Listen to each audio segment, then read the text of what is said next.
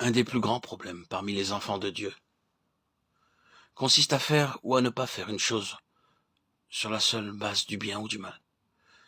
Ils font ce que leurs yeux disent être droit. Ils font ce que leur milieu culturel détermine être bien. Ils font ce que leur année d'expérience approuve comme étant bien. Pour un chrétien, chaque décision doit être basée sur la vie intérieure. Et c'est quelque chose de totalement différent. Mon profond désir, c'est que nous puissions voir qu'un chrétien ne doit pas parvenir à prendre une décision autrement que parce que lui indique la vie. Si la vie qui est en vous s'élève pour faire une chose, alors vous devez la faire.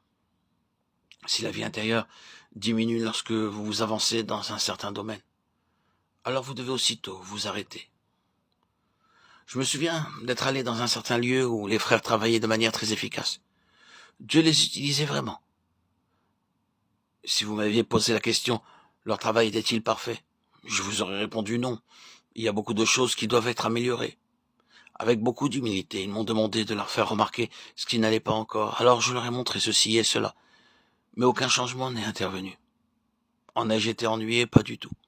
Je pouvais seulement leur montrer des aspects extérieurs qui nécessitaient des ajustements. Je ne pouvais pas voir ce que Dieu faisait intérieurement. Et cela aurait été folie de ma part de vouloir toucher à cela. Je n'avais pas conseillé Dieu de faire certaines choses dans leur vie. Dans un autre lieu que j'ai visité, les frères n'évangélisaient pas. Ils ont discuté de cette question avec moi. Ils m'ont demandé si je ne pensais pas qu'ils devaient évangéliser. Sur le plan doctrinal, leur ai-je répondu, certainement que vous devez le faire. Ils ont reconnu qu'ils le pensaient aussi, mais ce qui est surprenant, c'est que Dieu ne leur donnait pas la vie pour le faire. Dans une telle situation, si nous reconnaissons le Seigneur, nous devons nous tenir dans le silence. Car nos voix sont gouvernées seulement par sa vie, non point par le bien ou le mal.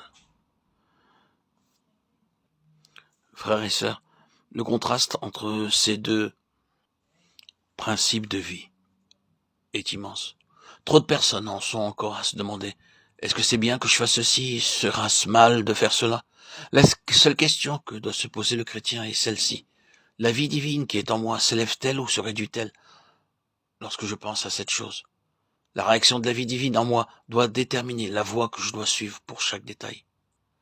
C'est une question d'une extrême importance.